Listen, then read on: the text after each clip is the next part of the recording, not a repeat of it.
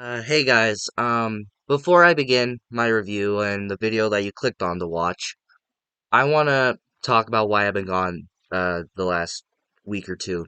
I think it's been like 2 weeks, but the reason I've been gone this last week and these last few days is, unfortunately, last Tuesday, um, I had the unfortunate, experience of saying goodbye to my dog Crush. If you did not know, I had a bulldog, an English bulldog, whose name was Crush. I had him for 11 years. He had a brother named Brutus, but he passed away in 2020, which was very unfortunate for me and my family. And last Tuesday, I had to say goodbye to him because on Tuesday morning at 7:30 a.m., I woke up. My dad actually woke me up where we had to give him pills because he was having seizures and bladder problems, but those pills helped him out and had him actually he actually lived like 4 or 5 more months because we started giving him pills, which was a great thing. But unfortunately, at 7:30 a.m. on Tuesday, my dad went to give him his pills like he always does, but he didn't wake up, and he passed away at 7:30 a.m. on Tuesday morning. So I planned on doing other videos then. I planned on doing just fun little videos on all that. But I was so emotionally lost from losing him that I couldn't make any videos. It's been a week now.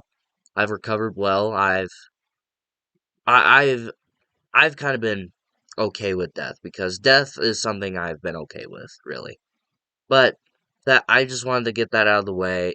And that's why I've been gone these last few days. So it's this is gonna be the first video that I record that's not with him though, and it's gonna be hard for me. So I just wanted to say that, and hopefully all of you understand.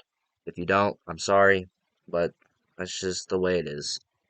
But sorry, I took up this much time on the video. I shouldn't have really done that, but I just wanted to say that. So thank you all. I posted videos on my TikTok saying goodbye to him, saying rest in peace. So thank you to everybody that said rest in peace and all the love that you sent to me and my family. We all appreciate it from the bottom of our all of our hearts. That comes from me and my family. We all want to thank you for all of that. So thank you everybody for that. So enough time wasted.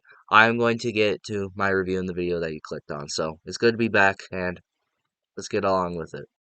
So hey guys, how is everybody doing? So Dune Part 2 releases in theaters this Friday on March 1st. So I have decided to do a Dune review series. I was originally going to review Dune Part 1 is what I like to call it, which is Dune 2021.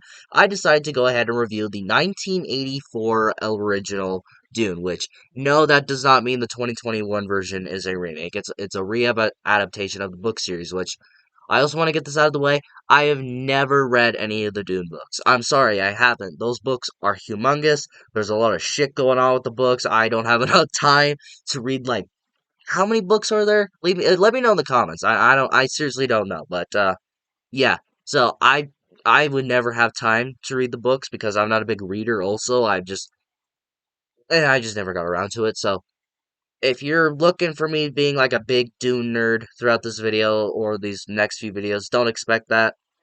That's not going to be me. So, that all out of the way, here are my thoughts on the 1984 version of Dune. Starting off with my positives on Dune, one of the things that it doesn't show too much throughout this movie, but there are some moments in the movie that I do think that the practical effects are actually pretty good. Now, the practical effects aren't everywhere in this movie. There's a lot of CGI, which we'll get to. The practical effects that they do use, like with the costumes and the makeup on the characters, on like there's like this weird slime looking brain looking dude in this movie to where he's fully practical. I think that some of the set pieces that are practical are look pretty fucking good too. Especially for the 80s, they do look pretty good, but again, I'll talk about the CGI later. But the practical effects that are used in this movie, I do think that they are pretty good, and again, not too much practical effects, but what they do use, I do think is pretty good for the 80s. Final positive on Dune is I do think that the cast in this movie is pretty good. You got Patrick Stewart here in a role. You got the great Brad Dourif. Actually, where is he? Where is he? Where is he? Where is he? Yeah, this guy right here. Brad Dourif. Chucky. He's my boy. I fucking love Brad Dourif. He has a small role in this movie, but anything Brad Dourif is in, I love him in. I love Brad Dourif. I love Chucky. That's all there is to it. This thing's about to fall, isn't it? Nope. But yeah, Brad Dourif, he's always great to see. He has a small role, but he's pretty good. I also think the guys that play the villains in this movie, I think they're pretty interesting. I'll talk about the villains later. But the way that they portray them, I do like that. I do like their performances. The guy that plays the main character, I think he's fine, but he's pretty good in this movie too. So, cast-wise, I think they did pretty good. Moving on to my mixed aspects on Dune is, I don't know if this is going to be for everybody. I don't know if this affects everybody, but it really bothered me kind of watching this movie, but at the same time it didn't. And that this movie has a lot of aspects of Star Wars, which I'm a huge Star Wars fan. I grew up with it. I don't have any Star Wars shit related around my little background, but trust me, I love Star Wars. I have a lightsaber over here, but it's pretty fucking big, so I can show you that. Yeah, but there's a lot of aspects of Star Wars to where every time I'm watching it, to where there's parts where they'll go out into space in these ships and all that. They'll do this in like a ship. I'm like, that just feels like Star Wars. Like this movie came out in 1984, and I was about to be, and I thought I would be surprised where I looked it up and it came out in like I don't know the 70s or whatever. But nope, this is this came out in 1984. But this movie to me, the entire time I was watching, I'm like, that just feels like Star Wars. But at the same time, watching, I'm like, well, there's some pieces here and there that are original. Again, I don't know if that's just me. Maybe there's also a bunch of people out there that feel that way. I don't know if I'm gonna get comments from a bunch of Dune fans that actually love this movie and be like, "Oh, you're just saying that because you're a big Star Wars nerd." Which, yes, I am a big Star Wars nerd, and I wouldn't be surprised if any Dune fans showed up in my comments saying that it doesn't feel like Star Wars to them, which I wouldn't be surprised, but coming off as a Star Wars fan, this movie just felt too much like Star Wars in some areas of the movie, but it didn't bother me too much throughout the movie. Final mixed element of this movie is that I think the villains of this movie are pretty generic to where they want to rule over this certain thing, and I also think they're really goofy in this movie. Now, I will admit it kind of fits the tone of this movie to where it's like 80s cheese, kind of. But I don't know. The villains of this movie seem too goofy for my liking. There's one villain of this movie who's like on the main cover of the fucking movie. He does not say a word until like the final like 5 minutes of the movie. Like when they do like the final sword dance or whatever, the like the little knife fight to the death. He does not say a word until that point in the movie. And then you got this like weird big fat guy with like shit all over his face to where he looks like he's like excuse me, like rotting. It looks like really bad acne, where it's like big purple spots, like they're huge, by the way, just on this side of his face. And then there's like this weird scene where this guy's like picking on his face, and he goes, "Yes, your face is beautiful." It's like, what the fuck? Now, moving on to my negatives. Now, before I say this, I understand that this movie was made in the 80s. This is a movie that came out in 1984, so the CGI in this movie is horrible. What the fuck is that? I understand this movie came out in 1984. I understand that. That was one of the main things walking. I was like, okay, this movie's probably gonna have pretty bad effects for its time, which I understand. But oh my god, they use so much CGI in this movie to where it's so distracting. There is seriously one part of this movie where Dourif's character, or he's first when he first comes on screen, he's going into this place to where all the villains are, where the villain of this movie is getting surgery on this side of his face. He's going into that place, and you can see there's a green screen there.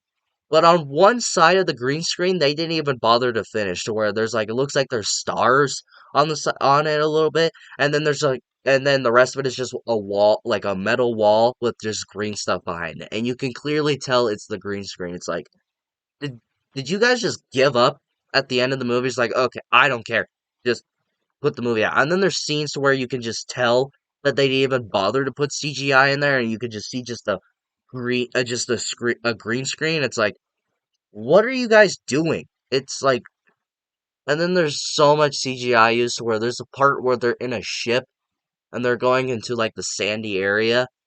And oh my god, dude, there's also a part where there's like the weird brain guy that I was talking about when it came to practical effects.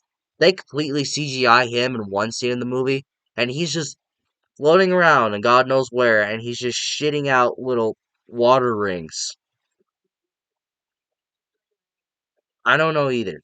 Like that's how I explain it.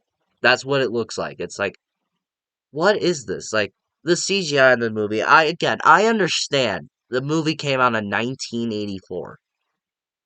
But dear Lord, watching it now in high definition in 2024 is like, oh my God, like it is bad. Like really bad. Thing that really bothered me throughout this movie that kept happening and I was like, what is going on? And that's narration in this movie to where like the main character's mom, I'm pretty sure the villain too, they were just randomly narrate to where there's like a part to where the main character and his mom get kidnapped by the villains and they're being held by these two goons, kind of, and then they take them out. And then all of a sudden they just have like a random argument into where they're kind of thinking to themselves, and he goes, "You have my unborn sister in your body," and he's thinking it in his head, and the mom like just looks at him and goes, "He knows." It's like, why are we narrating? Why are you guys talking to yourself? Now, I don't know if this carries into the new movies. I don't know if this carries into Dune Part 1 or Part 2. I actually have no idea.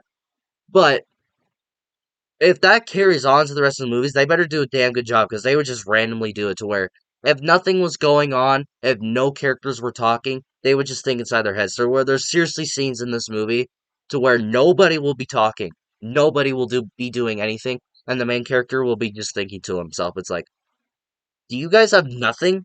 Did you guys just try to rush all of these books that came out at the time into one movie? That's not how this works. To where this movie's 2 hours and 17 minutes long, which honestly felt longer. But it's like they seriously have nothing to do. I guarantee you they could cut like a half hour out of this movie because most of it is just the main character thinking to himself. It's like, you're wasting my time here. You want to know what I could be doing? I could be doing homework. Actually, I did my homework. I could be doing something else. I could be, I don't know, watching other movies. I could be watching Dune Part 1 right now, but instead you're wasting my time with the main character doing narrations. Fucking great. My final negative. Now, this could be a nitpick, but I find more of a negative. What is with the spice bullshit? Because half of this movie, when the main character is talking to himself, he's saying, the spice, the spice. It's like that episode of South Park to where everybody wants Tom Brady's shit in South Park. The spice. He knows about the spice. And then they call it the spice. Now I understand the fucking reference now because I watched this goddamn movie and I had to hear spice every 5 goddamn minutes. It's like, goddamn, like they would bring up the spice and like we need to get the spice. Spice, spice. What's the spice? Where do we find the spice? It's like this movie should have just been called Spice because I heard the word spice at least 100 times throughout this entire movie. And it's like, what is that? And then you find out it's a giant sandworm. It's like, what? What? I just don't understand. Like, what? This movie just made me more confused and just go, what? All in all, guys, solid enough movie. It's a solid little movie that I could probably put in the background one day. I probably won't have the urge to watch this movie. I might not ever have a time to where I'm like, you know what? Let's put on the 1984 version of Dune. But this is a movie I would recommend to very few people. Now, this movie definitely won't be for everyone. Maybe if you're a huge sci-fi adventure action movie guy, this movie might be for you. Maybe you'll really enjoy it, but I would mostly recommend this movie to hardcore Dune fans, like fans of the books, fans of the new movies that have been recently coming out. I would recommend this movie to those people, but to general audiences, to very few people.